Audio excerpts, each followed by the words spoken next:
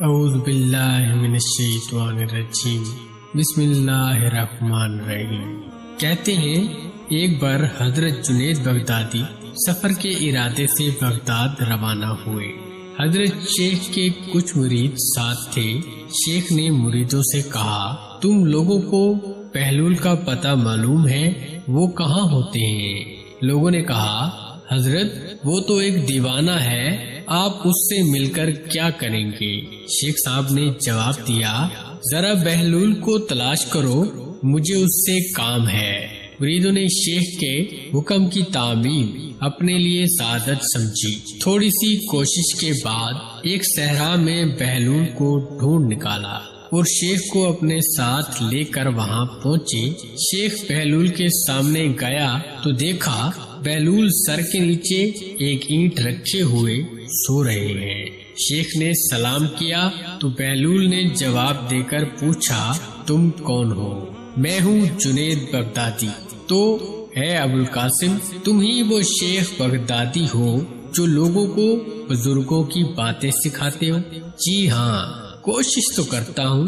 بہلول نے پہلا سوال کرتے ہوئے پوچھا، اچھا تو تم اپنے کھانے کا طریقہ تو جانتے ہوں گے، کیوں نہیں؟ بسم اللہ پڑھتا ہوں اور اپنے سامنے کی چیز کھاتا ہوں، چھوٹا نوالا بناتا ہوں، آہستہ آہستہ چباتا ہوں اور دوسروں کے نوالوں پر نظر نہیں ڈالتا، اور کھانا کھاتے وقت اللہ کی یاد سے غافل نہیں ہوتا۔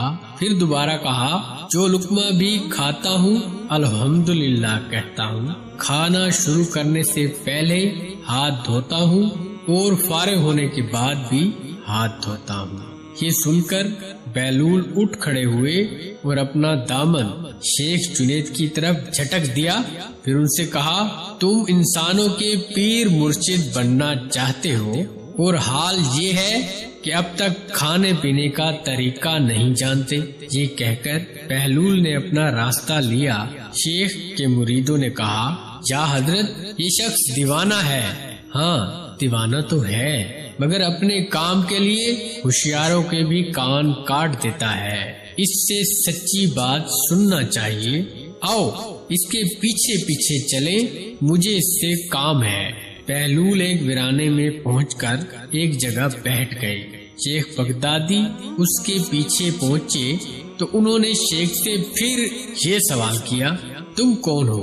میں ہوں شیخ بغدادی جو کھانا کھانے کا طریقہ نہیں جانتا۔ بہلول نے کہا، خیر تم کھانا کھانے کے انداز سے ناواقف ہو تو گفتگو کا طریقہ تو جانتے ہی ہوں گے۔ شیخ نے جواب دیا، جی ہاں جانتا ہوں۔ تو بتاؤ پھر کس طرح بات کرتے ہو؟ میں ہر بات ایک اندازے کے مطابق کرتا ہوں، بے موقع اور بے حساب نہیں بولے جاتا۔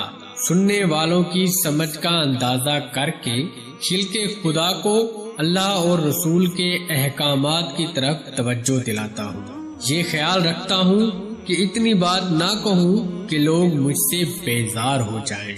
باطنی اور ظاہری علوم کے نقطے نظر میں رکھتا ہوں۔ حضرت جنید بغدادی نے اس کے ساتھ گفتگو کے آداب سے متعلق کچھ اور باتیں بھی بیان کی۔ بہلول نے کہا، کھانا کھانے کے آداب تو ایک طرف رہے، تمہیں تو بات کرنے کا ڈھنگ بھی نہیں آتا۔ پھر شیخ سے منہ پھیرا اور ایک طرف چل دیے۔ مریدوں سے خاموش نہ رہا گیا۔ انہوں نے کہا، یا حضرت یہ شخص دیوانہ ہے، آپ دیوانے سے بھلا کیا توقع رکھتے ہیں؟ حضرت جنید بغدادی نے کہا، بھائی مجھے تو اس سے کام ہے، تم لوگ نہیں سمجھ سکتے۔ اس کے بعد شیخ نے پھر بہلول کا پیچھا کیا۔ بہلول نے مڑ کر دیکھا اور کہا، تمہیں کھانا کھانے اور بات کرنے کے آداب معلوم نہیں ہے، سونے کا طریقہ تو تمہیں معلوم ہی ہوگا۔ شیخ نے کہا، جی ہاں معلوم ہے۔ اچھا بتاؤ پھر تم کس طرح سوتے ہو؟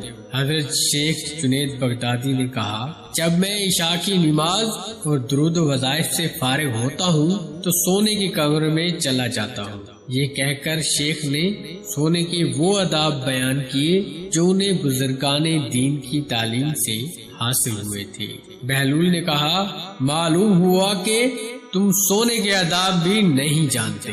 یہ کہہ کر بہلول نے جانا چاہا تو حضرت جنید بغدادی نے ان کا دامن پکڑ لیا اور کہا، اے حضرت، میں نہیں جانتا، اللہ کے واسطے تم مجھے سکھا دو۔ کچھ دیر بعد بہلول نے کہا، میاں، یہ جتنی باتیں تم نے کہی ہیں سب بات کی چیزیں ہیں، اصل بات مجھ سے سنو۔ کھانے کا اصل طریقہ یہ ہے کہ سب سے پہلے حلال کی روزی ہونی چاہیے۔ اگر غذا میں حرام کی آمیزش ہو جائے تو جو آداب تم نے بیان کیے ہیں ان کے برتنے سے کوئی فائدہ نہ ہوگا اور دل روشن ہونے کی بجائے اور تاریخ ہو جائے گا۔ شیخ جنید نے بے ساختہ کہا، جزاک اللہ خیر۔ پھر بہلول نے بتایا، گفتگو کرتے وقت سب سے پہلے دل کا پاک اور نیت کا صاف ہونا ضروری ہے، اور اس کا بھی خیال رہے کہ جو بات کہی جائے اللہ کی رضا مندی کے لیے ہو۔ اگر کوئی غرض یا دنیاوی طلب کا لگاؤ یا بات فضول قسم کی ہوگی تو خواہ کتنے ہی اچھے الفاظوں میں کہی جائے تمہارے لیے وبال جان بن جائے گی۔ اس لیے ایسے کلام سے خاموشی بہتر ہے۔ پھر سونے کے متعلق بتایا، اس طرح سونے سے متعلق جو کچھ تم نے کہا ہے وہ بھی اصل مقصود نہیں ہے۔ اصل بات یہ ہے کہ جب تم سونے لگو تو تمہارا دل بغض، کینہ اور حسد سے خالی ہو، تمہارے دل میں دنیا اور مال دنیا کی محبت نہ ہو اور نیند آنے تک اللہ کے ذکر میں مشغول رہو۔ بہلول کی بات ختم ہوتے ہی حضرت جنید بغدادی نے ان کے ہاتھوں کو بوسہ دیا اور ان کے لیے دعا کی۔ شیخ جنید کے مرید یہ منظر دیکھ کر حیران رہ گئے۔ امید کرتے ہیں آج کا واقعہ آپ کو پسند آیا ہوگا۔ اس کے ساتھ ہی ہم آپ تمام دوستوں سے اجازت چاہتے ہیں۔ اللہ آپ کا اور ہمارا حامی و ناصر ہو۔